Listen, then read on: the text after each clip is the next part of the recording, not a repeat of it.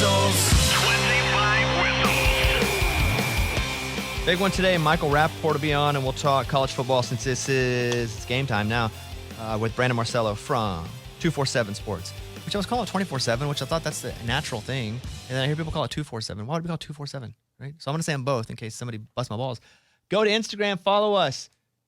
What's the 25 whistles? 25 whistles. Yeah, because who else would take that name? It's the dumbest name ever, right? Because we're doing 25 shows and then we quit this thing. So, welcome. This is brought to us by DraftKings Sportsbook, an official sports betting partner of the NFL. Download the DraftKings app and use the code BobbySports to get in on the action. Always a lot of cool promos with DraftKings. We appreciate them so much. Let's warm up with the warm-up. You guys ready to warm up with the warm-up? Oh, Warm up with the yeah. warm-up. All right, warm-up question number 1. If you could snap your fingers and one team goes winless in college football this year, who is the team that goes winless? I'll take your shoe size and who goes winless. Up first, let's go to Kickoff Kevin. Shoe size is 12. Winless would be USC. Why? I don't know. Growing up in Southern California, I can't stand their fans, and probably some of them are listening to this. I'm sorry, but I'm not. And I just think that they're arrogant. They haven't been relevant in how many years, and they still think that they're going to be in the championship every year. Even this year, it's like all of a sudden This Lincoln year Riley they might do it, and though. Caleb. I mean, they're probably going to win the Pac-12, but competing with teams outside the Pac-12, I just don't see it happening. All it takes is getting there. We'll see. Pac-12's been shut out for a while out of that, but Yes. they could actually make it this year. Yes, I still think Utah will win the Pac-12. All right, Eddie, Oh, I think that let's go Alabama. If I can snap a didn't you bet on Alabama, though? I did, but if Yeah, I that can was so snap weird. my Yeah, finger and be like, let's give every college football fan a chance here. Let's get Alabama out of this and go winless. The winless Crimson Tide. And my shoe size is, I'd go 11. Okay, that 'Cause means I it's can not. fit That's into like, 10 and a half. that's like when Eddie goes, let's go with 6 foot tall. And I'm like, okay, thank you, Eddie. 11 is more comfortable. 10 and a half. Okay, feels 14 pretty works. good. I can put a 14 on my foot. It's a little wiggly, though. Mike. I'm going with Tennessee because I'm a Texas fan, and every time somebody says UT, I get them confused. Funny. So I'll go with them at 0, and then I'm a size 11. Adam. Size 10.5. I'm going to go Auburn. I don't really know why. Just not a big fan of their fans sometimes. I think they tend to think they're better than they are. That's true. And, You have Alabama inferiority complex and as they're, well. and they're the Alabama. luckiest. They're the luckiest team on the planet. We all know that. I'm going to go. It was either going to be Texas or Tennessee, same as Mike's. Both UTs, but that's not why. I think because we're not playing Texas and I kind of don't care, I'm going to go with Tennessee as well because we talked to Paul Feinbaum last week, and they just, I don't know why they think they're still relevant. I mean, I understand why they think they're building back toward it now because they have a good coach and pretty good quarterback, and we'll see how good he is. But when have they been in a national championship game since, again, T. Martin? Yeah. Right? I mean, that's forever. And I live here and have a lot of friends that are Tennessee fans, but I can't take it. If they're this hard to stomach when they're winning, 8 games? What are they going to be like when they're Oh, really my good? God. And I live here. Maybe that's also why I get so Yeah. irritated. Final question in the warm-up. Eddie, it's about the poster, the one you wanted to ask. Yes. Go ahead. All right. So Len Dawson died, a couple weeks ago. So Len Dawson, the old school quarterback, was smoking the cigarette for the Kansas City Chiefs. there's that Is he- picture. Is he smoking or I thought he was smoking? He's smoking and drinking. Oh, he's drinking. Oh, too? he's got a beer between his legs Kevin and a did the drinking cigarette. thing, and I was like, I guess I get them confused. They're both bad. It's pretty amazing. and if I remember correctly, it was during halftime. So he was going to go out and play another His half pads after on. that. Yeah. Amazing. Yeah. So that's a picture I remember. And I'm thinking, we all had sports posters in our room. What was your favorite sports poster? In our growing up? room. Growing up. Okay, Kevin. In your room, you had to have it. I had to have it growing up. Probably, I don't know, during the 90s, so I'd say Jordan. For sure, Jordan dunking the basketball during the dunk contest where he was Was it a mid-flight. Wheaties or just a random? No, I Jordan? think it was just a Nike Jordan poster. Adam Hambrick. I had a Barry Bonds poster, which is like super random. But I loved RBI Baseball 3 for the regular Nintendo, and the Pirates were my jam because I love just knocking dingers with Barry Bonds. And I'm like, I bought the poster and it's small, but like 3 years later, it's covering up the whole wall. I don't even know what happened. It just kept growing. And then, Bonds with the Pirates was cool because Andy Van Slyke, Barry Bonds, Bobby Bonilla played on that same team. That's a good mix a of squad. Pirates players. Eddie, you? Bo Jackson. I had this. I don't remember if it was black and white or color. I feel like it was black and white, but he had shoulder pads on and he had the baseball bat over his shoulders. And that picture was cool because, of course, he's ripped. And man, I remember being like, Bo Jackson is amazing. Do you want to answer mine for me?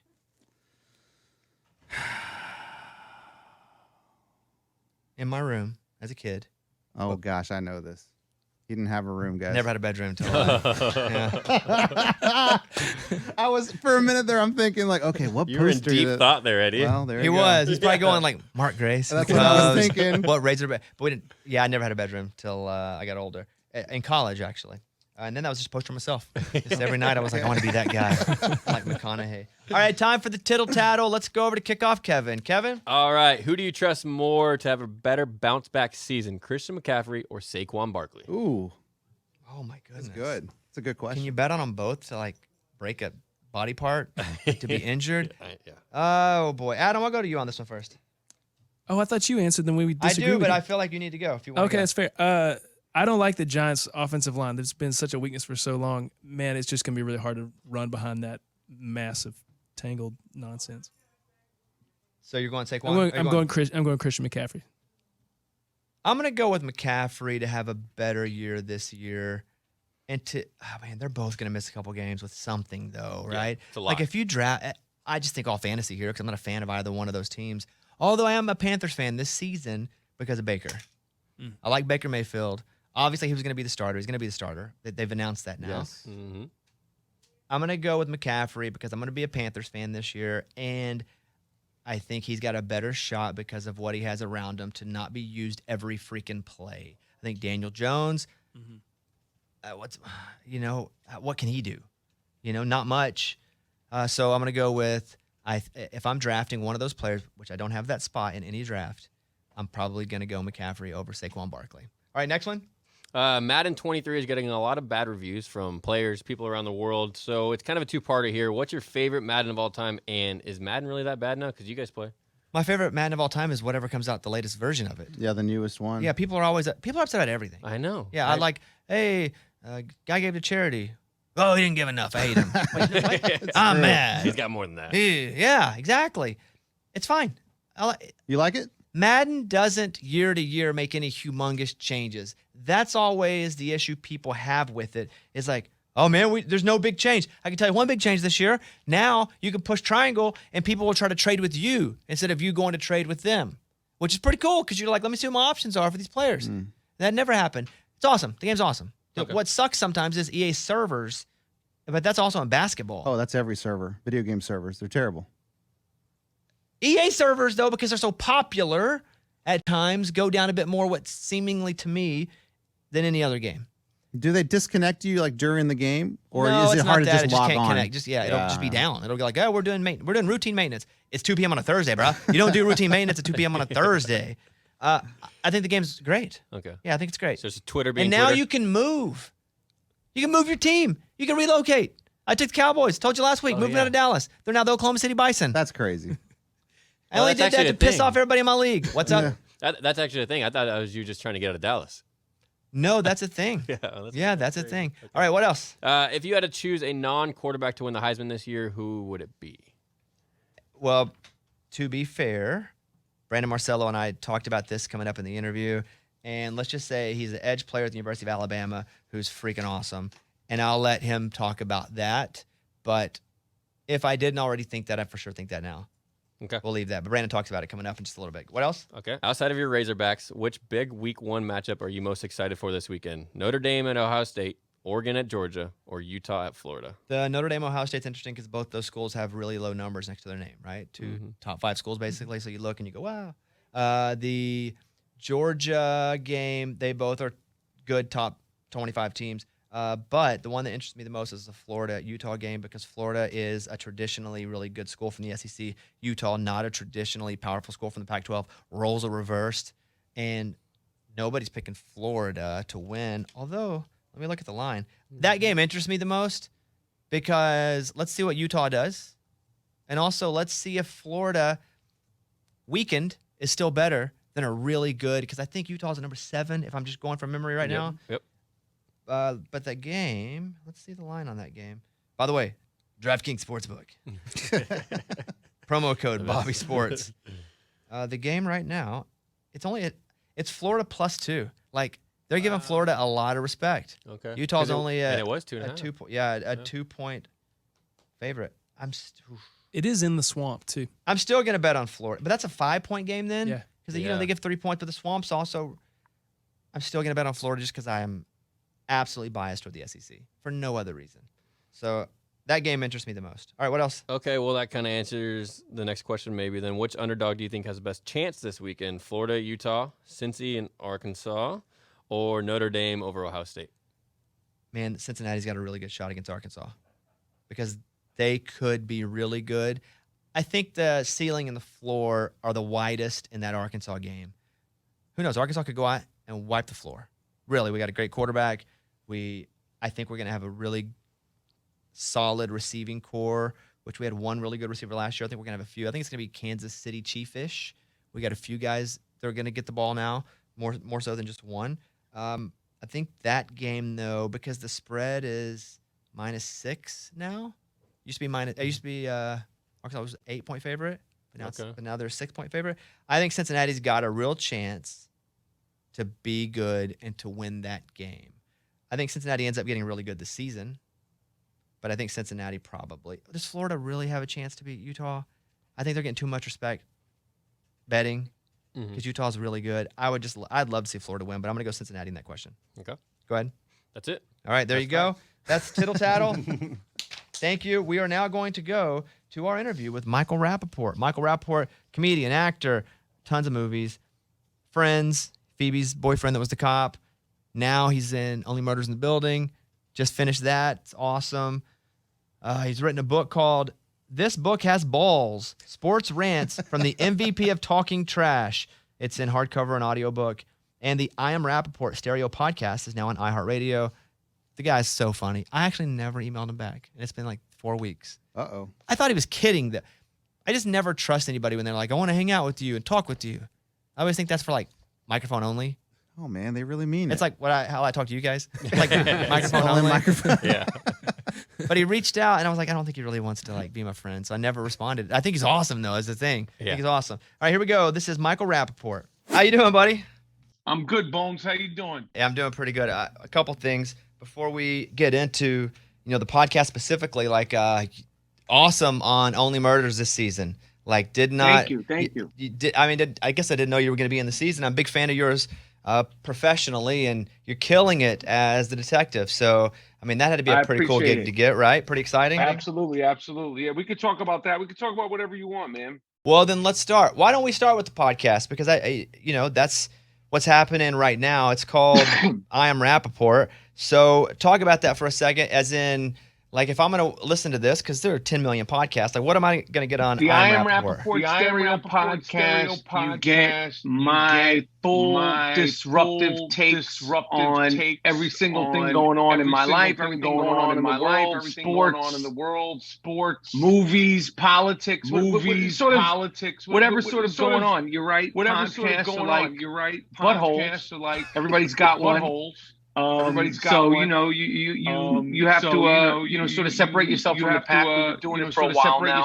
Excited to be on iHeart now, and I love doing the I Am Rapaport stereo podcast. It's uncensored, and it's just a free for all of whatever sort of pops into my head, whatever's going on. Sometimes we have guests, sometimes we don't. Whatever's going on, and I love doing it. Did they move all nearly 1,000 episodes over? I love doing it. Yeah, they're all there.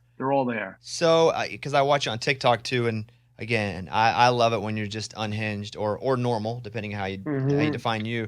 I think my normal is unhinged. I've come to terms with that. Do people expect you to be like that all the time? Let's say you're just going to get a coffee somewhere, and they're like, "Yo, dude, do that thing you do where you yell and say the F word." I think some people do. Some people do expect me on full tilt all the time, but I look at social media as sort of performance art. It's not who I am all the time. It's sort of a heightened variation of my personality, and yeah, people, sometimes expect me to be, on full blast all the time, but that's fine. I have no problem with that. Are you a big New York football fan as well? Yes, I'm a big football fan. I'm a big New York football fan. I'm a big fantasy football player. I'm a champion, Bobby, a fantasy football champion and a senior fantasy football analyst. I take my fantasy football very, very seriously. And it's we're coming up on draft day, and then we roll into winning time. The entire season I consider winning time for myself. Well, okay, so all the drafts are coming up. Do you already have let's talk about whatever league you feel like is the most important. So let's focus on that one for a second. Whichever one it is, which group of friends is that league to you? Well, there's two leagues. There's the Stern Show Fantasy Football League, which I have not won yet, and then there's my money league. They're both they both mean a lot to me for different reasons. The Stern Show League is more of an emotional championship, and the money league, there is real money involved. Both excite me, and I take both very, very seriously. And I love fantasy football. Unfortunately, I feel like I love fantasy football more than real football. But like I said, you are talking to a senior fantasy football analyst. Like I said, I come to win and dominate. My team is the iconic Rapaport's Delight. That's the name I have, and it's patent. So when you leave these messages and the Stern guys play them back, which I hear them, and they're very emotional. It's you're so angry, and it feels like, just from listening to that saga over a couple of years, that you rarely finish. I mean, the performance hasn't been great in that league. Am I accurate there? I have to correct you there, Bobby, and I have to correct you. I have been to the championship. I have come in second place. I have come in third. Listen, nobody cares about second place. Nobody cares about third place. I have beaten all of them. I just not have won the chip. So I don't know. Maybe we're looking at firing a producer who gave you that misinformation. No. I have been. Excuse me. Well, no, hold on. What it is because your messages are so upset all the time. I just feel like that's somebody that finishes last. I guess that's all I remember is you being upset on the voicemails. No, Bobby, that is just not accurate. That is just not accurate. And like I said, if I were you, somebody's giving you misinformation, I'd look at putting somebody on unemployment today. That's just how I would be running the operation if I was you over there. I have been great. I just not have won the chip. I have not gone over the hill. I've gotten to the top of the hill, and then what happens is I'll roll back down, stumbling, stammering, sometimes bruised, beaten, and tattered, but I still come back for more. Oh yeah, I come back for more. And what I'm planning on doing this year is finally winning, taking that ape Baba Booey down, plucking all of his gorilla hair off, and then pulling every single one of his teeth out and wearing it around my neck like a pirate's necklace, like Johnny Depp would do in like the Pirates of the Caribbean. But it's not going to be shark's teeth or anything. It's going to be gorilla teeth around my neck. And when I do that, Bobby Bones, I will be coming back to your show victorious. Thank you, sir. Yes. Now, back to your point. I don't have any information about that. I just listened to Stern, and my point, again, I'll say it and we can move. The crying on the voicemail makes me feel like you always finish in a sad state. Maybe that's what I should have said. I understand that, but also let me tell you something. Anybody could call somebody up and talk trash when they're winning. A true champion of trash talk, a true champion of life, is who can fight and talk trash to a gorilla or a human when they've lost. Like I said, I've won a few, I've lost a few, but I keep coming back. The team's name is Rapaport's Delight. The podcast is the I Am Rapaport Stereo Podcast. And like I said, this year I plan on winning my money league, which is not that interesting to the fans. And I plan on also winning the Stern Show Fantasy Football League and plucking every single one of those gorilla teeth out of Boofy's mouth. Thank you. That we do have that one that down for sure. So, are you a Giants fan or a Jets fan? I'm a Giants fan. I'm a Giants fan. Daniel Jones, thumbs up or thumbs down? thumb. I have a broken thumb. The thumb. He doesn't deserve a thumb at this point. He could prove me wrong. This is not a Super Bowl caliber quarterback. This is not a championship quarterback. So I am not expecting much. I would love him to improve. I just don't feel that good about my Giants this season. I am concerned about Saquon Barkley and them just running him into the ground. He's already had some injuries, and I'm concerned about the Giants across the board. The Jets, to me, are going to be a little bit more of an exciting team, and they have some fantasy football guys who I'm sniffing around. That's the sound of me sniffing around and possibly getting. Would you take Saquon in the late first or even the second round with all of his injury history, even though people are really high on him this season? I take him in the late second round. Not before that. And you wouldn't even give him a couple bonus spots because he's the guy on your team, and you'll probably spend more time watching your team. So why not give him a couple extra? There are no feelings in fantasy football, sir. I don't care if my mother is available first round, first pick, and I have the first round, first pick. She ain't getting picked. She might go on waivers. Mm-hmm. Mom, wife, children. There ain't no feelings in fantasy football. None. 0.0. So if, let's say the Giants, let's say they're playing the Cowboys and you have the Cowboys defense. And so you need the Cowboys to stop the Giants for your fantasy football victory. Or if the Giants pull it out, they stay in the mix to go to the playoffs. Where's your heart? The Dallas Cowboy defense. And I'm going to tell you something, Bobby. If you use this, I'm going to say that it's voice modulated. Yeah. I'm just doing this because I'm a fan and I like talking to you. But the Dallas Cowboy defense and the Giants are going to have to figure it out the next season because I come to win. No feelings in fantasy football. Sometimes you got to make decisions, and you just got to shut yourself off to all that noise, all that inner turmoil, all that loyalty, that New York this, that New York that Eli Manning stuff.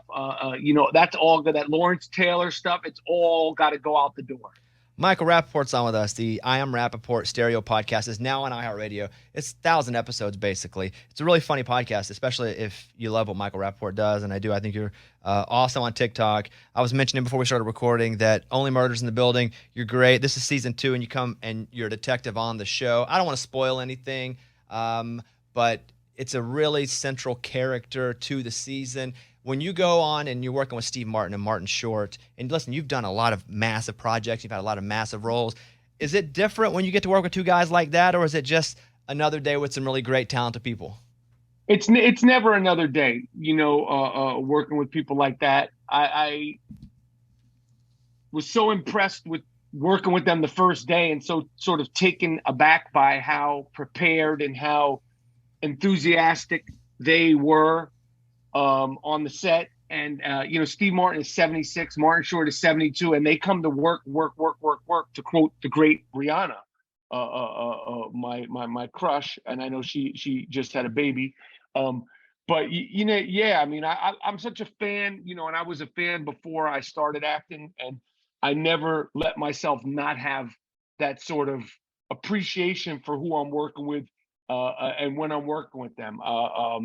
So it was cool working with them, and it's cool working with all the other people that I grew up admiring and idolizing. To be honest, throughout the years, and to be able to be across from them, I never take those moments for granted. And Steve Martin, when you see him, it's like, it's Steve Martin. He's got the glasses, he's got the hair, and it's Steve Martin. And I've been such a fan of his since I was a kid, and I didn't even know what was going on Saturday Night Live when I was watching with the wild and crazy guy. And I didn't even understand, his sort of humor.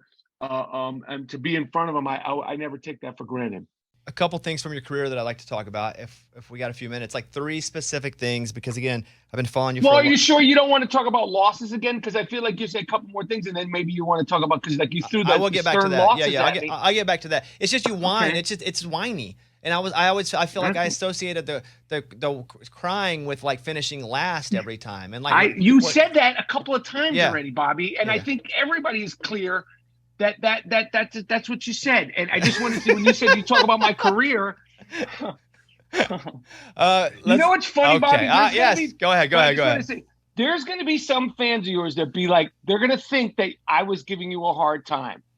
They're going to think that they're not going to get the high-level banter that we're doing here, and that's going to be sad because they're going to be like, Bobby, why'd you have that a-hole on your show? You see, I'm not cursing because I'm a trained professional. Why did you do that? And all that stuff. There's going to be a few people that are not really appreciating the sort of the sparring. This is like a great sparring session. This is like, when Ali would spar. Like Larry Holmes, when Larry Holmes was coming up and Ali was sort of, older. I really enjoy talking to you, Bobby. But anyway, go ahead. Ask me about some of my other fantastic achievements in my career, as long as it doesn't have to do with losing to gorillas. Okay. Go ahead. Shoot. I'm shooting. My Name is Earl. My Name is Earl in The Office. I watch it together, back to back. Yeah. Do people recognize you from that show still? Because that show is one of my favorite shows. Really good show. My Name is Earl. It's a shame that it didn't, go on. It deserved to go on. It could have sort of, in my opinion, been one of these syndicated shows like The Office if it had, had its legs. Because The Office, when it first started, it didn't, it wasn't what it is today in terms of everybody knowing it, everybody quoting it. But yeah, people recognize me from that and bring that up. And I had a great time doing it. And the creator of the show is a friend of mine. And, it's a fun show, fun show. What about Friends? People recognize you from that mostly? All the time. Yeah. Not mostly, but Friends is on television. It's on planes. It's on in bars. It's almost like our Brady Bunch. But because now it's syndicated television and Netflix, different demographics of people will watch the show, like kids, 12, 13-year-old kids and know me just from that. They'll be educated in the greatness of everything else I've done. And I tell them that to their face. I say, listen, I don't care that you're only a sixth grader and you only know me from Friends, kid. You need to go and learn yourself, you little punk, you. No, but, Friends was awesome to be a part of. And listen, I've been doing this for so long. A lot of people get frustrated being recognized and people coming up to them when they're doing this, that, and the third. I'm appreciative of anybody that knows me from anything because I do feel blessed and so fortunate to have such a career for such a long time. What advice would you give the following athletes? Tom Brady. What advice could I give Tom? I don't think he needs any of my advice. Don't eat what I eat. Continue eating avocados and avocado ice cream. All right. This year he's 63, right? I expect him to win the Super Bowl. Tom Brady is probably one of the only people who I do not think can use any of my advice. I'm sure some of the other people you'll bring up certainly need my advice. Dak Prescott. Dak Prescott, man. You should, whoever negotiated that contract, man, I think it was him this is a guy who's getting paid up the wazoo and Dak Prescott, just stay healthy and keep smiling all the way to the bank because you ain't winning the Super Bowl, Dak Prescott. You are not that guy. Aaron Rodgers. Aaron Rodgers, cut the hair. You look ridiculous. Listen, unlike Tom Brady, I'd say continue doing whatever you're doing. I mean, this guy ain't eating avocado ice cream. He's eating mushrooms and, I don't know what kind of wacky, wonderful stuff he's eating. But he's another guy that superseded all of expectations and continues to kick ass at a high level. And he's on that wacky tobacco. And he came out and said it. Wacky tobacco to him, just straight up weed, marijuana is like nothing to Aaron Rodgers. He's on that natural born killers. He's on that real kooky and he was MVP season on that. So he's fantastic. He's good. I've had great championship games with him and my fantasy football team. And whether you love Aaron Rodgers, whether you hate Tom Brady, whether you vice versa. I via fantasy football have been able to appreciate them a lot more, and I try to appreciate them more now because they at some point they're going to stop playing. Only two more. Joe Burrow. Joey Burrow. You ain't getting back to the Super Bowl anytime soon, Joey B. I don't think Joey B is that dude. I think he's great. But I think last year that was a very, very good year for Joe Burrow. All right, last one, Jared Goff. Damn. Poor Jared Goff. They got him on HBO, Hard Knocks. Man, he got a tough run. What did they win? One game last year? Was it one game? Three.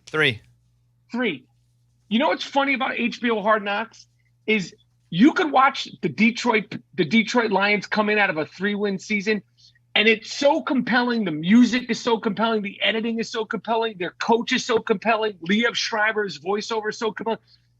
You could actually walk away watching an episode of the Detroit Lions on Hard Knocks and go, these motherfuckers are going to win the Super Bowl. The show is so good for so long, and it tricks you into thinking you're watching a good team. Like, I watched the first episode last week, and I was like, yeah, man, the Detroit Lions are going to win the Super Bowl. Then I'm like, this is just all editing and Liev Schreiber's voiceover. Great show. I love that show. And it's been so good for so long, but it tricks you into thinking that this team has a shot in hell of doing anything. All right, Michael, he's taking a drink of water. He is parched. Michael Rapaport, the I Am Rapaport Stereo podcast. We will end on this. You guys, by the way, it's over at iHeart now, so check it out. There's so many episodes. If you think he's funny, you're going to love all the episodes. Follow him, too, on social. That's where I get my fix for the most part. We'll end with this. When it comes to hip-hop, who is the best rapper alive right now? Damn, that's a good question. I have to say the best rapper alive is Jay-Z. He's the greatest to ever do it. The body of work, the styles, the longevity. He's a battle rapper. He's a song maker. He's a hit maker. He's superseded all expectations that I'm sure even he had for himself. And Jay-Z is a true epitome of one of the greatest rappers, great lines ever to do it. You never thought that hip hop would take it this far. I mean, Jay-Z he's a brand unto himself. So I have to say if I have to pick one, Jay-Z is the greatest rapper alive. All right, Christian McCaffrey, top 5 pick, or are you too worried about him getting hurt again?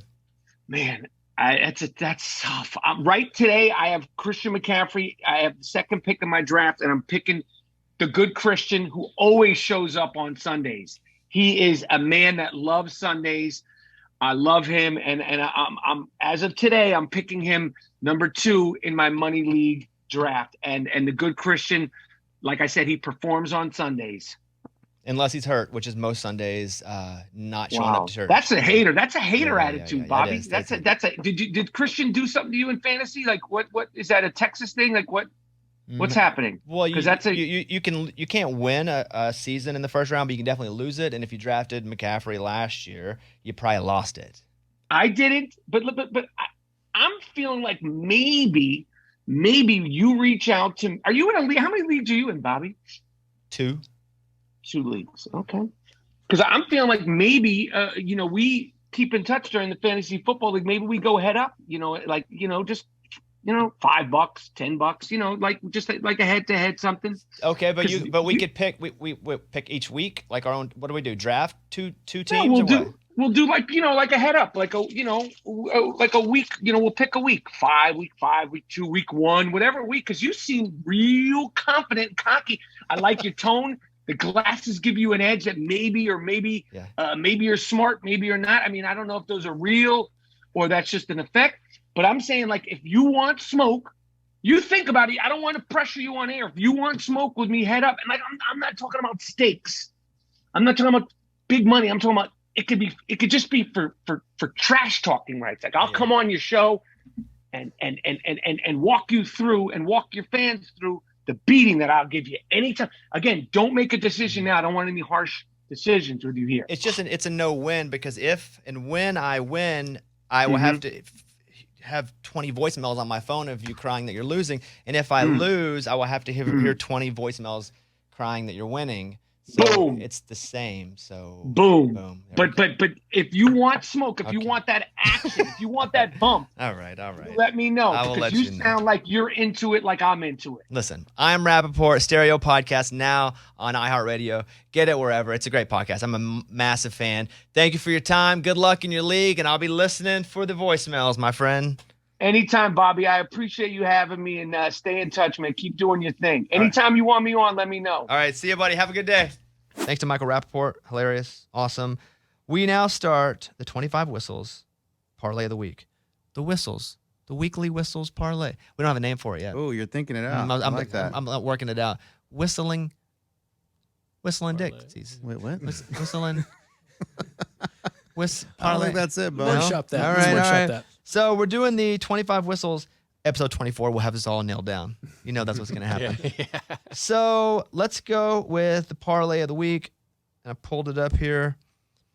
And as I look at these games, I want to read you some interesting lines. Alabama's a 38.5 favorite over Utah State.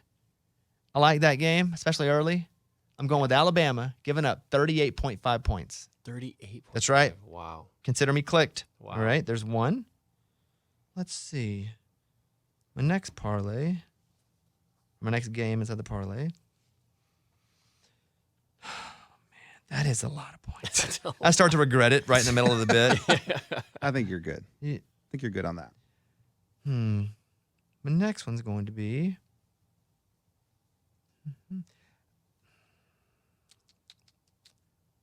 I can cut some of this quiet time out. I never looked at this. I'm going to go.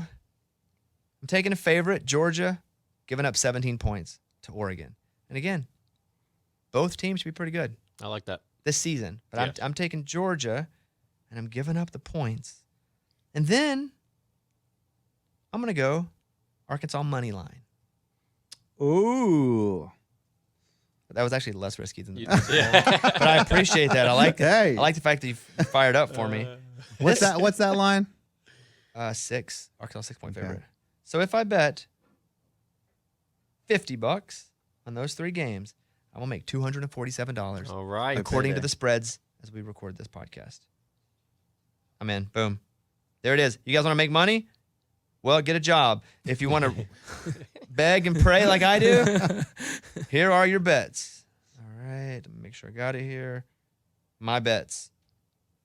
3-pick parlay. Alabama giving up 38.5. Georgia giving up 17. And the Arkansas money line. There you go. Count your money. Use DraftKings Sportsbook. Use the code Bobby Sports and all kinds of promos. I mean, download the DraftKings Sportsbook app now. Use the promo code Bobby Sports. Get $200 in free bets instantly when you place a $5 bet on any football game. That's the code Bobby Sports. Only at DraftKings Sportsbook, an official sports betting partner of the NFL. Minimum age and eligibility restrictions apply. See the show notes for details. All right, let's play. And this is the new theme song that Reed made up for us. We're going to push play on it now. Yes. When we recorded this, it wasn't ready, but it will be in post. This is the Adam Stats theme song. Adam Stats. Adam has all your stats for you. Adam Stats. All right, Adam, what do you got? Buffalo Bills fans, this is going to bum you out a little bit. We have, there's only been 6 teams ever who have been odds-on preseason favorites to go on to win the Super Bowl. Happened 2018, New England, 2016, New England. Before that, it was all the way back in 2006. And then before that was so long ago, it doesn't even matter. They didn't even have odds. They used, Wow. they used rocks. Yeah, know what that rocks. was. The team with the Rocks most and rocks were in front of their stadium won. Rocks Yes. and sticks. So good luck to you, Buffalo Bills.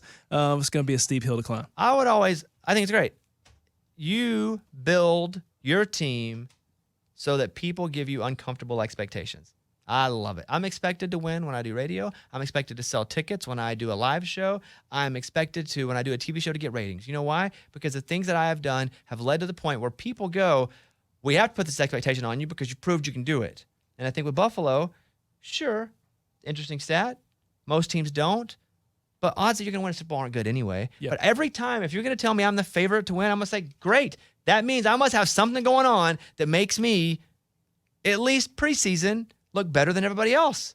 So if I'm a Buffalo fan, I'm gonna jump through like 10 tables this year. Stack 'em. Put them Stack up. 'em up. How Let's many can I go. go through? I'm hell in the cell, coming off the top of that thing and just smacking the tables. Those guys are crazy. Yeah. Which ones? Buffalo fans or Yeah, wrestling Buffalo, the fans? Mafia. Oh yeah. They're crazy, man. Yeah. Nuts. I like when they light the table on fire, then jump into it. Yeah. And then they jump up on fire, confused. How did this happen? Well, 'cause you jumped jumped on into fire. the fiery table. What happened? That is your Adam Stats, and let's play the Adam Stats out song. Adam Stats. That's it, Adam Stats. He's got those stats for you. How'd you like those stats? All right, as we recorded the podcast, we didn't have that, so I hope you liked it because we hadn't heard it yet. Let's go over and go to an interview with Brandon Marcello. This guy's awesome. He is a national college football reporter at 24/7 Sports. Listen, he's been named like Journalist of the Year for all the country, whatever that King Dingling a writing. That's the award I gave him. Man. Yeah. Before joining 24/7 Sports, he was at SEC Country, the Alabama Media Group. You can follow him, B Marcello on Twitter. To check out his work, go to 247sports.com. All right, here it is with Brandon Marcello. Hey, on with us right now, Brandon Marcello. Hey, Brandon, how are you, bud? Doing good. How are you? Hey, real good. So I wanted to run through some games here because you're the guy, which, by the way, let me read an accolade here that if people didn't respect you already, when I read this one single accolade, they're going to be like, all right, I should listen up and listen closely. Brandon was named National Beat Writer of the Year by the Associated Press in 2018. What's that trophy look like? It's a plaque. It's I'm looking at it now across the room, and it's just a small little plaque that just says first place on it. Yeah, I'd wear it It's around like- my neck. It'd be like a chain. Like, what's the guy with the clock? What's his name? Flava Flav. Flava Yeah. Flav. Brandon, I would be Flava Flav with that thing. Everywhere I went, it would say #1 writer in all of sports. I'd just change it up a little bit too. I put it at the top of my resume so that maybe one day I get a raise for it. Be okay. nice. Well, listen, I'm super pumped you're on. I think you're awesome, especially when you go on all these podcasts I listen to. So thank you for the time today. Absolutely. Big Let's fan go. of yours, by the way. So let's do it. Thank you. So I want to go through the big 5 games this week. We had a few games last week, but this is like week 1. Now, that's week 0 or whatever that means, but this is week 1 in college football. So I just want to walk through the big 5 games and hear what you have to say about the teams and who you think is going to win the game. And I'll start with the big one, which is Notre Dame at Ohio State. Both are top 5 teams. How do you see this game shaking out? Well, I think Ohio State is probably the most loaded team offensively in the country, at least early on this season. They got the best receiver core. They've got the best quarterback in C.J. Stroud, I believe. But Notre Dame is not going to be a slouch this season. I know a lot of people kind of writing off Notre Dame to a certain extent of thinking maybe they're not even a top 10 program, even though they look it on paper this season with new coach Marcus Freeman. To me, this spread I look at is just crazy. I think Ohio State's going to win it, but it's insane to me that Notre Dame is considered to be a heavy underdog by 15 or more points. It's kind of nuts. So I think Ohio State wins it, but I think it's going to be closer and potentially maybe even single digits just because I've got a lot more confidence in Notre Dame's defense than maybe some other people do. And we're recording this a few days out from right before the game. And right now, though, and it will probably shift, it's at Ohio State a 15.5 point favorite. I'm with you. If they're a top 5 team, how are they that much of an underdog? Are they not a top 5 team, or is Ohio State just that good? I think we're tending here in the preseason, we're putting Ohio State in that Alabama bubble, where even Alabama, when they face a top 5 team, we're favoring them by double digits in some games. I think there's a lot of that type of aura around Ohio State this season. A lot of people think they're going to be beating a lot of teams by double digits this year. I don't think this is going to be one of those because, again, I think Notre Dame's defense is much better than people are giving it credit for. I have Ohio State to win, Notre Dame to cover. All right, let's go to Arkansas and Cincinnati, which there are only, I think, 3 games where both teams in the top 25. This one's a personal one to me, and heck, to you as well. Cincinnati comes in, being really good the last couple of years, especially last year, but they've lost a lot. They're still ranked in the top 25. Talk about this game. It's crazy to me. Cincinnati's program going into this year, they return to actually a lot of starters, but they lose a lot of their production at the key spots. So obviously, Desmond Ridder is gone at quarterback. They lose a lot of pieces on defense. So they go into this game not wanting to announce really who their starting quarterback is going to be. They're still trying to figure out and plug some things up. Arkansas returns a lot of pieces. But you actually look at it on paper, I think they were returning between 10 to 12 starters, which isn't actually all that much compared to their SEC brethren. But they returned some really big production pieces, including KJ Jefferson, a quarterback. I think Arkansas ends up winning this. This is the type of game that if it was on a neutral field, the Razorbacks would probably be favored by like 3 points, maybe even less. And this is a game I think that a lot of people thought, maybe even when it opened up, that Cincinnati be a little bit closer. But because it's at Arkansas, it's going to be a huge crowd. It's going to be nuts there. It's early in the season. Cincinnati's still trying to figure out his quarterback spot. I think that's why the line is what it is right now. It's about 7, about a touchdown favorite for Arkansas. Having said that, Cincinnati still has a lot of experience, even if it's not necessarily that star power that we were talking about. So I think this one's going to be close. I think Arkansas still has to figure out, get some some energy going with the receivers, with Traylon Burks now gone. But I think the Razorbacks win this game in what should be a really fun kind of back and forth affair that I think the Razorbacks would win, even if it was on a neutral site. But again, I don't know if it's a game that the Razorbacks win by 7 or more. I think this might end up being a game that's decided by the last couple of possessions in the fourth quarter. I hate to hear that. I'll be honest with you. I wanted you to be like, it's going to be a 35-point blowout. And I know you got to be, impartial. You're from Arkansas. You went to University of Arkansas, and, you've written for all these organizations. You moved around, but still, I know you have to not be so pro-Arkansas, but I was ready for like a 17-point, like Arkansas is getting. But if they don't have a quarterback, let me ask you this. I'm being a homer a little bit, but if Cincinnati doesn't have a quarterback that they've named as a starter, doesn't that mean that they don't have a quarterback that they look at as their head and shoulders starter, like for the whole season? Based off what I'm hearing, they know who their quarterback is, but they're keeping a lid on it. So they have confidence in their guy. It's just that they're keeping a lid on it. We'll see. I think, again, if the Razorbacks had a primary weapon at receiver that they had some experience with, I think the Hogs end up winning this game by 7 or more. But that's kind of holding me back. Again, the Razorbacks, I'm with you. But Sam Pittman's the man. He's got maybe one of the best assistant coaching staffs in the country, especially at OC and DC. That can't be underrated at all. And but early season, going to be some struggles on both sides. And Cincinnati returns actually a lot of pieces, even if they don't have that star power.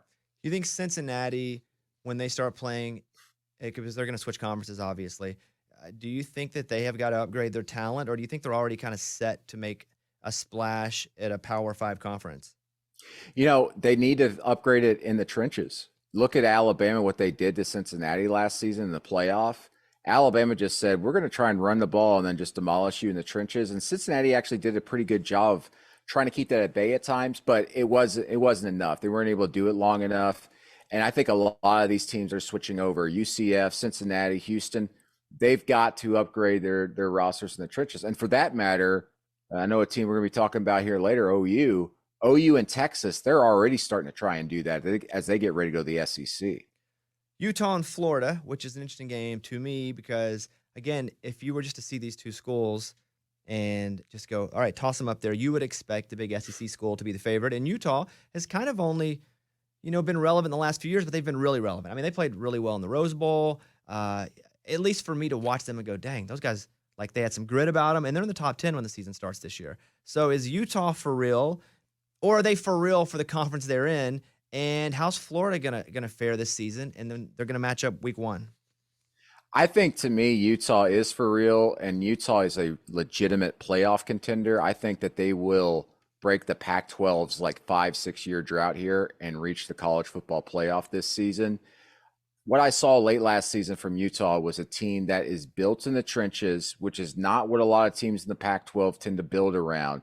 And they push people around. I mean, they blew out Oregon twice last season, including in the Pac-12 championship, because they were so dominant in the trenches. So they go to Florida. They're going to match up very well with Florida in the trenches. In fact, they will have the advantage there.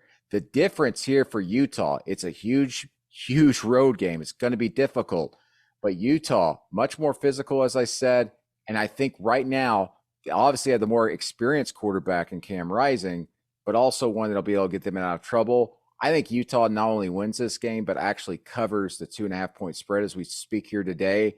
I think Florida, They do have some talent. Anthony Richardson, the quarterback there, a lot of people are talking about him maybe emerging as a dark horse Heisman guy. But the problem is we haven't seen him play more than a half of football in his career so far. How does he fit into Billy Napier's offensive system there in his first season as head coach?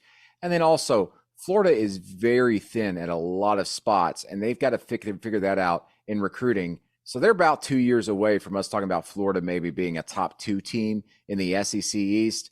And for right now, that's not going to be enough. Even in the swamp, where I think you give Florida about an 8-point cushion, not just a 3-point cushion, but like an 8-point cushion in the swamp. And to me, Utah, when you go on a neutral field, is probably about a double-digit favorite against the Gators. But on the road, this one could be tight, but I think Utah covers the 2.5, maybe 3-point spread and wins, of course. My dumb money will be on Florida money line, and I will lose that money. I just can't. When I see those two teams, I go to like college football 2009 on PlayStation, and I got to bet Florida. But I'm sure you're right. Next up, the big one. I think even bigger than Notre Dame and Ohio State. But again, it's a crazy spread. It's the Oregon-Georgia game where you got two teams. Oregon's coming at 11. Georgia's at number 3. Two teams that should match up pretty well, but it's a 17.5-point spread as we're talking today. That is a bit insane to me. I saw that and I was like, whoa, are we sure? And I was double and triple checking, and the spread seems to actually be growing. And this game has so much intrigue because Dan Lanning, now the head coach at Oregon, was the defensive coordinator at Georgia last season and getting them to a college football playoff national championship, a generational defense at Georgia. So he knows the ins and outs. He knows where the skeletons are buried there at Georgia. But Georgia, so much more talented, so much deeper. Oregon lost some great pieces from last season, especially on defense. They're replacing potentially their quarterback with Bo Nix, who a lot of folks might remember was the Auburn starting quarterback, who was good at times but is pretty average most of the time. Georgia, just so much deeper across the board, but a lot better than the trenches. Again, I was talking about Oregon, Utah last season. Utah pushed Oregon around. Georgia is going to do the absolute same to Oregon, if not worse to them. And here's the other thing. Neutral site game, but it's in Atlanta. Georgia fans are going to just storm that place.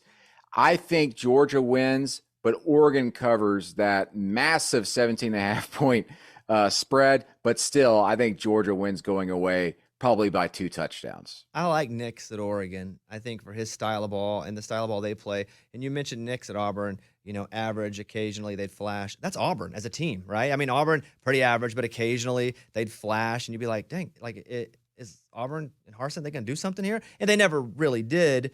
But I think I like Nix at Oregon because of what they do and what he does. How do you feel about that situation there? But listen, I covered Auburn for a couple of years in Nix's first season, and he hasn't quite gotten over the ability to not be able to trust his offensive line. And that was pretty much because Auburn's offensive line wasn't very good. So it got him into this headspace where he was escaping pressure that wasn't there. He would take off running or roll out when he didn't need to. And he was still doing that up until this past season at Auburn. And that got him into some trouble. I mean, if you can remember, there was that highlight against LSU where he's scrambling for like 12 seconds before he throws a pass down the field. And everybody's like, wow, the magic of Bo Nix. And it's like, did he have to escape the pocket as quickly as he did? Was that really needed? We'll see if he trusts his offensive line at Oregon. And here's the other thing. Bo Nix, his numbers against Georgia in the past, terrible. I think they're in his head as well. But, we'll see. I think Nix will end up being the guy there, but I'm actually higher for the future at quarterback at Oregon with Anthony Brown, who they brought in. And Mario Cristobal, when he recruited him, said he might have been the best quarterback in the country in the recruiting class a couple of years ago. So it's interesting to me that they went after Bo Nix in the transfer portal. I do that on Madden where I just run and scramble for no reason. I'm just like snap the ball and I'm like, I might as well start running to the side because I don't know what I'm doing here. I miss the old Tecmo Bowl days where you just do like a 50-step drop.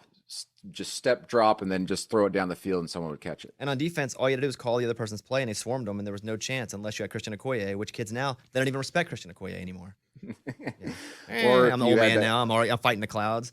Final game, and it's not because I think it's going to be a good game. And as of right now, again, we're recording this a few days before, there is no spread, but I want to talk about Clemson at Georgia Tech just because I want to talk about Clemson for a second. I think there is a bit of a false narrative with Clemson that they sucked last year. They just sucked early, and they kind of caught themselves, and then they were pretty good.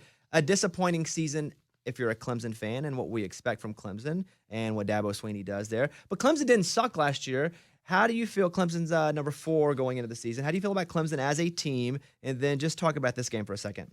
Yeah, it's insane to me. Like, Clemson won 10 games still last year. If they didn't lose that one game against NC State in overtime on the road, I think we're actually talking a little bit differently about Clemson, because early in the year, it just kind of washed everybody away, and we started just putting them in the back seat. DJ Uiagalelei, the quarterback there, his issue is that he seems to like throw a knuckleball for every pass.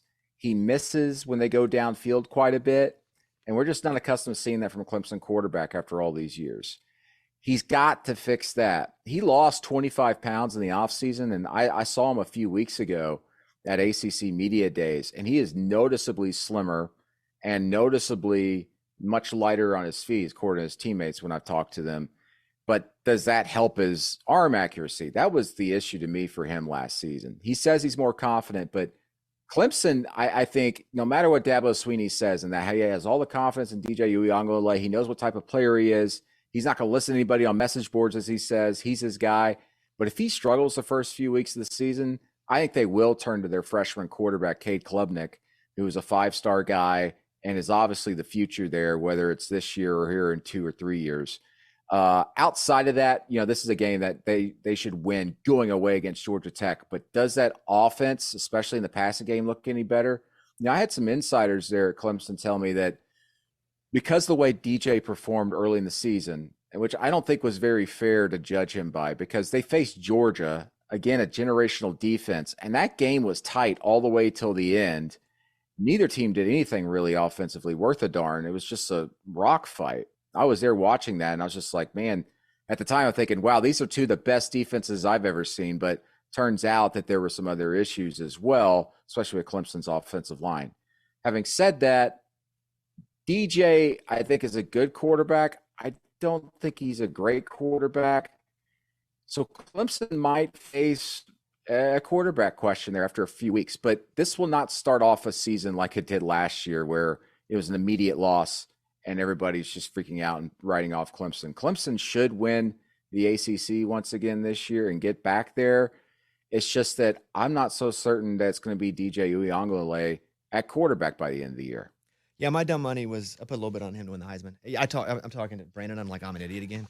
Just because his odds were terrible, and I thought, I think he could surprise some folks because his odds are so bad that if I want to put $20 on it and make 400, like that's where I'm sitting in it, He was my preseason pick. He was the guy I was putting money on, so to speak, even though I don't bet. I mean, we just say that ethically as a journalist. I do not bet. But he says it again. Ethically, he does not bet. That's right. Yes. Go ahead. But he was my guy. I really liked him. I liked what everybody was telling me about him. And then the other thing, I wanted to mention this. Tony Elliott, who was the OC there, now is the head coach of Virginia. I was told that they weren't quite running exactly what they were wanting to run last season. And I think Tony Elliott kind of pulled the reins back a little bit quicker than he maybe should have. And Dabo Swinney kind of, I want to say he seems upset about that, but he's mentioned several times this offseason they weren't running the type of tempo that he wants and what they're accustomed to. So I think that changes this year with the new OC. I just doubled up my bet this year. He just talked me back into it. Let's talk about the Heisman for a second since I mentioned that. Give me your top 5. Start at number 1, where right now you're like, this is the favorite, and let's walk down. C.J. Stroud, quarterback at Ohio State. He's going to put up monster numbers this year. He's got the best receiver core in the country right now on paper, and that schedule sets up so well for him to be able to put up any type of video game number he wants. Do you think beyond? Sorry, I didn't mean to interrupt you there because Bryce Young wins it last year. Do you think the fact that they have so many great players that could win it at Alabama, does that take Bryce out of the number 1 spot? Yeah, I think so. And also because I hate to say this, but recency bias is he just won it, so we're not going to give it to him again, unless he just absolutely puts up like breaking Joe Burrow type numbers. That's why you didn't win beyond. 2019 National Beat Writer of the Year, because they already knew you won it. And they were like, we can't give it to Brandon again, even though he's the best. That's what I think what happened. That's exactly Yes. it. And I've written so many petitions against it. Who do you got But at 2? Here's the thing. Yeah, I've got Bryce Young at 2.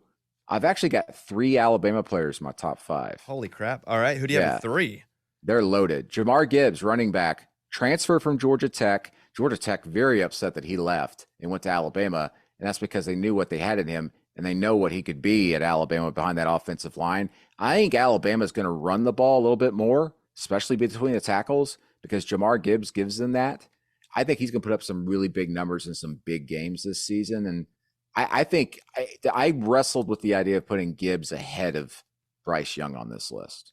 So if that's 2 Bama players, well, I would imagine Will Anderson's got to be in there too. Yeah, and the thing is, Will Anderson is the best player on that team, and I think the best player in the country, regardless of position. But it's the Heisman. We do not vote for defensive players for whatever reason. I don't have a vote. Otherwise, he would have been on my ballot last year. Will Anderson is the best player in college football going into this season.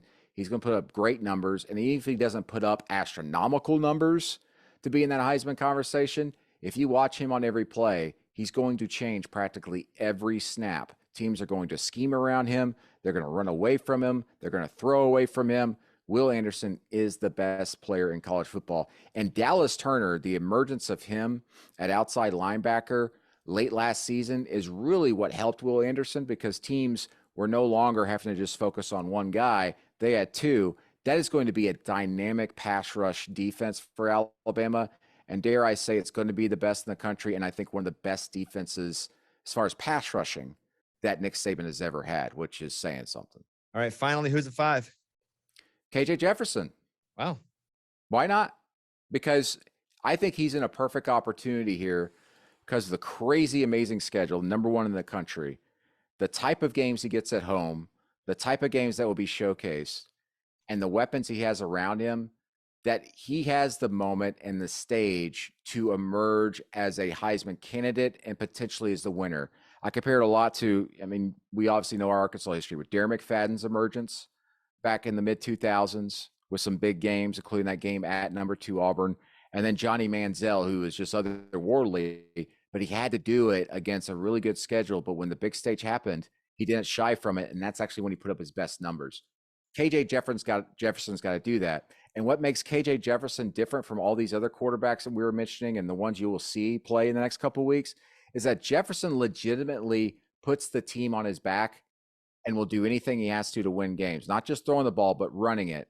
Look no further than the Alabama game last season on the road. And the one that really sticks out to me is the Ole Miss game. I know that was a loss, but that game might not even really be all that close if KJ Jefferson's not in at quarterback because of what he was doing running the ball. If he is able to mix things up with this schedule where he's putting up big numbers through the air in the Kendall Briles offense, which he'll be able to do, but also get himself several, maybe even half a dozen 100-yard type games where he just looks absolutely dominant. He's getting those highlight reel plays where he's knocking linebackers on their asses. I really like KJ Jefferson to be that guy that maybe emerges and be late in the season we're talking about, but he's got to do it in the big game. So Week 1, Cincinnati, do it. But obviously the big game that everybody's got scheduled is Alabama in Fayetteville. That's his Heisman moment. He's got to be consistent and great up until then. If he can beat Alabama, and even if he doesn't beat Alabama, but put up amazing numbers and keep Arkansas in that game, even if they don't win it, just based off his own play, he may very well be, and I think could be, in New York City for the Heisman Trophy ceremony. Is it weird that I'm turned on right now? Right. If we're talking, I guess it's weird that I'm. Final thing. You've gone whole hog. Yeah. Yes. I live whole. I'll be honest with you. I wake up whole hog and then I stay whole hog. So 2 teams I want to ask about, and we'll let you go. And I appreciate the time. But Oklahoma, my wife's a massive OU fan. I begrudgingly have a relationship with the athletic director there and the head softball coach, whose family, and I've now become part of that. And I root for them, but if they don't win, I'm okay with that too. It's a weird relationship I have with that. So tell me about the OU football team with Venables coming in. Well, it sounds like how you're reacting, how politicians should react. We listen to each other, we enjoy each other, but we don't have to agree. We don't have to attack each other. I don't like their defensive roster. They lost a lot of guys off defense, something like half a dozen to the draft this past year. I thought their defense actually didn't play quite up to what they were capable of last season, but it was good enough and should have been great. But you get Brent Venables to come in, and he's just a magician. I mean, he had top 5 defenses practically every year at Clemson over these last 6, 7, 8 years. I don't think he could do that at OU right away, especially in the trenches. They've got to recruit up in the trenches defensively. They're not very big, but that doesn't matter all that much in the Big 12. They can use some speed. Offensively, I like Dylan Gabriel coming in at quarterback from UCF, but I'm not so sure about the weapons around him. And I think there will be some struggles. I think the Big 12 is down this year. We were doing some power rankings with 24/7 Sports recently, and we had the ACC behind the Big 12 as far as conferences, and I completely disagreed with that. And I'll let them know. I said Big 12 is not going to be very good this year, but OU still has enough talent to win the conference, and their schedule is extremely favorable for them. Of course, they've got to beat Texas in the Cotton Bowl. That game is going to be very intriguing this year as far as the trajectory of both programs as they get prepared to go to the SEC.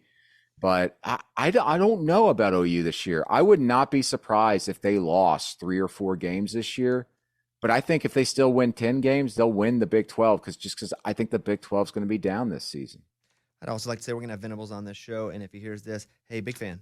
Not really, but I'm a big fan. Like I'm, just in general, like I'm rooting for him. Finally, Texas A&M. They have a salary cap unlike any other team in college football. How good are they going to be? They're ranked really high. It's a lot of young guys though. So do you think they can actually make the playoff? You know how people always talk about, oh, Notre Dame's always overrated. Well, Notre Dame's not really overrated anymore these days. It's actually Texas A&M. I think they've taken that spot from Notre Dame. I think they are a bit overrated, but you almost have to put them in the top 5 by default because of the talent they have on the roster. The problem is as we speak here today, they haven't named a starting quarterback. They don't even quite know who that guy is going to be. Also, they're very young, as you just said. They got 4 5-star defensive linemen signed, but they're all freshmen. I think they're still a year or 2 away from being in the playoff discussion. But they got the talent this year to win 10 games in the SEC, certainly. But here's the other thing, though, with Jimbo Fisher. Great coach, amazing recruiter. My issue with him is his offense just never takes enough chances downfield. He doesn't like to stretch the field. He doesn't like to push the tempo. He likes to slow things down. And until he starts doing that, I don't think he will be able to consistently win the big games, to beat an LSU and an Alabama in the same season to get to Atlanta for the SEC championship game.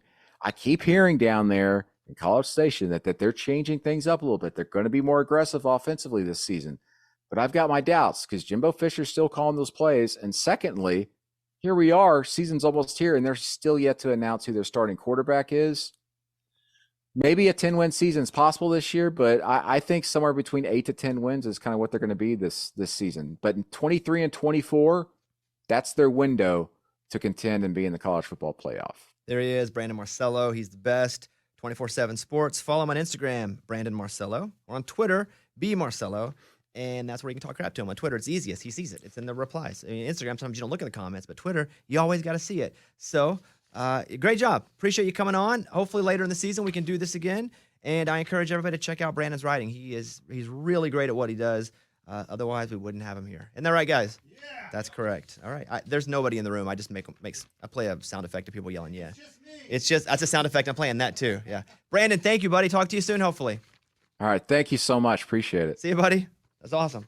Thanks to Brandon. That's awesome. The wait is almost over. A new football season is about to begin. Get ready for the NFL Week 1 action with DraftKings Sportsbook, an official sports betting partner of the NFL. To celebrate the return of football, DraftKings has given new customers an offer that can't miss. Bet $5 on any football game and get $200 in free bets instantly. What's that mean, Kevin? That means if you put $5 Every time. I love it. I love it. I think that means if you put $5 down, you get $200 instantly. You got to put it down. It's not like a down payment. Okay, You bet it. That's your investment. Yeah, That's your investment. You're not buying a dirt bike. Yeah. $5 down. $200 instantly. If you DraftKings bet days. $5 on anything, Yeah, you get $200 in free bets. It doesn't matter if you win or lose. automatically. Yeah, there you go. Okay. If you want more, everybody can get that thrill with the early promotion. DraftKings. All you have to do, go over and get that $200 in free bets. Just put $5 down. There's also with the early promotion, if your team gets up 7 points, you win. You don't have to win the game, but if they get up 7 points, you win. Bet on any NFL. Did you say that's wild? Yeah. It almost feels illegal, doesn't Yeah, it? I'm like, Yeah. when I heard that the first time, I'm like, wait. Almost too good to be true. What? What does that mean? Okay. Bet on any NFL team of your choice, and if it leads by 7 points at any point during the game, you get paid instantly, even if your team loses. DraftKings is safe, secure, reliable. Best of all, you can deposit and withdraw your cash whenever you want. Okay, there you go. I'm a big DraftKings guy. Let's go around and finish it here. Let's do your big opinion. I'm going to go first. Yes. Yo, you want to go? No, I want to hear you first. You lining it up? You jumped up like you had something I to know. say. No, I want to hear Did you what see you him have to sit say. up? He's squaring This- up with you. He's ready Hey, to this is go. going to be awesome. Let's go over to Eddie now. Mine's pretty Let's good, hear guys. Yeah, I'm ready. Oh, yeah. When God speaks to you, you Oh, listen. wow, he's going with God. Whoa. Oh, okay. Whoa. Leave with God. Big God I guy. got a sign from God the other day. And this was a couple weeks ago. I'm walking my kids in my neighborhood, and I hear a big roar over my head. We look up, and there's a huge plane with no labels on it, except on the tail, there's a big bird. Guys, it was the Arizona Cardinals team plane flying over our heads. And we're like, wow, that's amazing. I've never seen a football team fly on one airplane. Pretty amazing. So to me, Wait. Well, what do you mean? What? On one So you've airplane? just never seen the team charter, but you're like, I've never seen the football team on a single airplane in a single day. I looked up. I'm like, I told my kids, there's Kyler Murray's up there. You got DeAndre Hopkins up there. J.J. Watt's up there. They're all Kingsbury's up there. And that's pretty cool. And to me, that's a sign from God telling me that the Arizona Use Cardinals DraftKings and bet. use DraftKings. The Arizona Cardinals may win the division this year just because I saw that plane. I've never seen a team plane in the sky, and I saw it for wonder the what first those time. odds are. Look it up, Bones. Let's bet it. What do you mean, let's? You got a mouse in your pocket, buddy? Well, If I bet you it, and me. Yeah, because the Rams Maybe are going to you be the use- favorites, right? And then the Niners. You got and the then Niners in there and the Seahawks. No. let's go to NFL. I'm going to go over to team futures. You think like the guys roster like 80 through 95 are on that charter as well? Division Or winner. you think they fly coach somewhere? Guys, it was a huge plane. They're in a car chasing it. They get there an hour before the game. Yeah. Okay, division winner. Let's see. They are, I mean, here's the interesting thing about the NFC West. Those three teams, the Rams, the Niners, and even the Cardinals, they're all pretty close. Obviously, are they? The Seahawks don't have a quarterback. I mean, they do. They have two, so you have none. Yeah. I would have thought it was the Rams, It is? the Niners, Yep. then the Cardinals. It absolutely is. Okay. But I guess what I'm saying is the Rams plus 130, the Niners plus 150. It's pretty similar. Now the Cardinals are plus 400, and you go, well, I love it. Wow. but the Seahawks are plus 2,000. Yeah. Ooh. There's no So, chance. Eddie, I'm going to put a little bit on that Cardinals. Let's go, baby. No, not let's. Hey, Not let's, Hey, period, you- like let us. you put your money down, and I'm with you on the bet. no, we split it. You know what? I'll go 50 on the Cardinals to win the division. Dude. Pays 250 at DraftKings. Here's the thing. DraftKings should give me some money to bet, too, because I end up spending all my money. That's a good point. Mike, do they like vouchers? Like free? On a gift card? Yeah. Can I get like an allowance? Yeah, My wife would appreciate that. That'd be awesome. Okay, Eddie, thank you. Kickoff Kevin. I'm going to go to Minnesota for this one, and they have a new head coach who is named Kevin O'Connell. Of course, he comes from the Rams. Your last name's great. O'Connell? Yeah. Why are you looking at me like Bones, that? you didn't know his that? last I name thought was his last name was Kevin. Kevin, yeah. Okay. I didn't know your last name was O'Connell. Are you Irish? You're Irish? Just a little bit. Yes. Oh, Yes. kiss the Blarney Irish. Stone and give me your fact there, buddy. Let's go. Do a little 23andMe over here. So I'm going with Justin Jefferson is going to get the triple crown of receiving this year. He will lead the league in receiving yards, receiving touchdown, and catches. Kevin O'Connell comes from the Rams, where exactly Cooper Kupp just had a crazy year last year. And he's already said he's going to use Justin just like he used Cooper Kupp, and Justin might be even better than Cooper. So I just think Justin's going to go off this year, and I'm not in any fantasy leagues with you guys, so we're good to go. Yeah. I'm going to say two words. And I think this offense is amazing for Justin Jefferson. Oh, I just hate to say it around you guys. I know what you're going to wait. 2 words. Wait. Suck it. What? No? I don't What want to say 2 it. words I are don't you want to say it. thinking of? Adam Thielen. Oh, yeah. I wouldn't say that. I thought you were going to say Kirk Cousins. I think Kirk Cousins is actually going to be pretty good. More than serviceable. I think he'll be pretty good. Yeah. I think it'll be his best year in Minnesota. But I think Adam Thielen's going to have – I think he's going to have a great year. I do. That's all I'm saying. Okay. You don't? No, I think he'll be good. I mean, he's a stud too. And he's also more of that slot across the middle. And I know Jefferson's the guy, but how many people thought Cooper Kupp was the guy at the Rams until he was the guy? Yeah. So it'll be interesting to see. Maybe they split it, but Adam Thielen I think is going to be really good too. It's gonna be But fun. who knows? Who knew Kevin O'Connell was your freaking last name? Yeah. Eddie, did you know that? I did know that was his last name, yes. Oh, he doesn't look like an O'Connell. And he has he looks like a Kevin Johnson. Interesting. Yeah. Like your generic white guy name? And like if you have the last Kevin name Johnson, Johnson. like you're just a dude, you ain't putting up nobody's S. All right. Yeah, you got tattoos. Okay. It's like you got a beard. Is But- O'Connell not strong for you? O'Connell's like Conan O'Brien. Like But all his they're both tattoos Irish. are Boston. They're all Boston related. So he's a Irish. Boston Yeah. guy. Yeah. He's doesn't look- Irish. I've They never, got tigers I in never Boston? spent time looking at his arm. And owls. Yeah. You've never stared at his arms? But Irish to me is like they're like What, red hair and pale skin? physically That's true. sure, but the Irish are like ah. You're thinking of like the leprechaun. Lucky Charms. That's what it was. That's what it is. He's the only one. You eat a lot of cereal. Adam. Yeah. Oh man, I think that all this Madden stuff that we were talking about Madden not being as good as it used to be or whatever, I think it's nonsense. I think video games peaked with Tecmo Super Bowl. That's my hot take of the day. Bo Jackson was killing it. Bo Jackson Marcus was Allen. a cheat code. Christian Marcus Okoye Allen was the best cheat player. code. Christian Sure. Okoye, and met then everybody else catching up. I had more fun playing that game than I've ever had playing any other video game. Period. Point blank. Hot take. We need like an Tecmo old Super Bowl alarm, game. Mike, or it's like if somebody says something that shows they're old, it's like an old clock ringing, like a, well, yeah, thing. What do they call that old clock? What grandma used to have? Grandfather clock. Grandfather Yeah. clock. That would be it. That's My it. grandma clock. That's my grandfather clock take. That's his grandfather clock take of the day. Yeah. 'Cause Get you off guys my all- lawn. You guys all do that crap. What? Just go old school? Yeah, you're like the best thing Back ever in the was when day. I was a kid. Yeah. Hey, Adam, you need to play Retro Bowl. That's on your phone. You Oh, can yeah? download it, and it's just like Tecmo Bowl, and it takes you back. It's I'm so in. good. Tecmo Bowl was legit though. Yeah. It was legit. But I remember Madden came out the first year. And they have numbers in their jerseys. It was like 2 white slashes, and it was a little better than Tecmo Bowl. And John Madden wasn't super famous then. Boom. And you were like, it was all, and they'd bring the ambulance out when somebody got hurt, driving on Oh, the field. yeah. Oh, awesome. yeah. The cover was generic.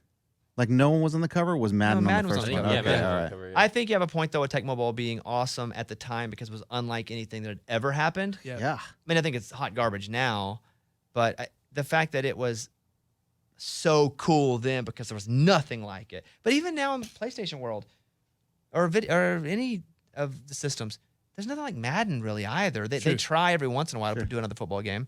But okay, I'll accept your take. But it's the grandfather clock take of the day. Thank you. That's what it is. We need one of those every game. Yeah. The grandfather, and then we'll next episode we'll have a freaking grandfather clock noise, and we'll play it if somebody grandfathers us. Love it.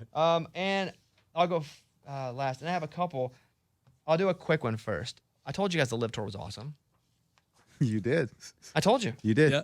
And the Live Tour sucks, and I hate it. But it was awesome for the PGA. Absolutely. They're playing Monday Night Golf now. It's going to be on television. They're doing 3 versus 3. The PGA's had to elevate because had they sat stagnant, we'd have been watching the same crap, and we would have known it was crap. We'd have been like, all right, well, let's watch a random tournament occasionally and then catch a major, a day and a half of a major. But because of what the Live Tour is doing, PGA's got, oh crap, we need to get in shape. Yeah. We just got dumped, so we got to get in shape for our next person we date. Yep. And so that's what they're doing right now. And so, a little controversial when I said Live Tour rocked, but I didn't mean them. You weren't saying you support No, Live I'm Tour. saying what it was going to do to the You're PGA right. was going to be great. Right. My second one is, as far as we're talking about NFL players who are going to be a lot better this year, I've said it before. I'll say it again. You guys laughed at Trevor Lawrence last year. Yeah, I'm exactly. laughing now. Trevor Lawrence is going to have a good season this year. They have stability. What the heck? No, I just moving my microphone. And while I was laughing at Trevor Lawrence. He's laughing so hard at the microphone. They finally have some stability at wide receiver, but also they have stability in coach and Doug Peterson. And so that's all a really great player needs is consistency. That's it, because he's going to be great. He runs too. When we talk about these quarterbacks, we're like, Jalen Hurts. He's got Trey Lance, Lamar. Trevor Lawrence runs the ball too. And I think he's going to have a pretty good season. I don't know that I'd grab him in fantasy, but I'm talking just NFL terms. Yeah. I think he's going to be pretty good this year. And I think he's going to, in the next few years, end up being a really, really good quarterback. People don't think he's really great for no reason. He has the skill set to do it. He just was on a terrible team with a terrible coach. The worst. Last year. And the worst human. Yeah. I just made a list of worst humans. Oh, gosh. Remember that? He got brought back, too, on TV. You see that? Side note. Oh, yeah. Urban Meyer. I was Yeah. thinking of the worst humans. Hitler. Hold on. He's going to be a commentator now? Yeah, he's back with Fox again. Oh, boy. Worst humans, though. I mean, put him on the list. Hitler. Last. It's like the number one worst. He's on the same list as Hitler. Well, it takes a while to get to him. But as far as in the football spectrum, he shows up there. That's funny, Bones. Caruth? Bobby Petrino. Caruth? Okay. Nobody remembers Yeah, Ray no. Caruth? Yeah, he No. killed people. I know. No, I don't know him. OJ? Yeah, that's it. Allegedly. That's Allegedly. Hey, a topic for a different day. Man. Worst football player humans. Oh man, I saw OJ on TikTok being like, "I am blessed," and he was like on the golf course, like, "Dude, just stop talking, just stop talking." Oh, I watched that and I forgave him. You fell for him. No. Oh. Okay. That's it. Thank you guys. Appreciate you being here. Please follow us on social media. 25 Whistles at 25 Whistles. And let's have somebody blow a whistle. Or as I like to say, let's have somebody blow us and get us out of here. And today, Adam Hambrick, There we Finally. go. I've been waiting all season. all 3 episodes. All right, that's it. We'll see you next time, you guys. DraftKings Sportsbook. Use the code Bobby Sports. We appreciate you guys. Thanks to our guests because they were both fantastic. Michael Rapaport and Brandon Marcello. And don't forget, as you drive to work tomorrow, as you talk to your kids tonight, as you watch football games all day on Saturday and then Sunday, just know that things in your life don't have to be exactly like you planned them. Like this song right here. What's it called, Mike? Complicated Man. That's right. It's Simple Man. It's simple. I forgot. I thought it was Simple- Complicated Dude. Yeah. Hold on. Simple Man is the original version. Right.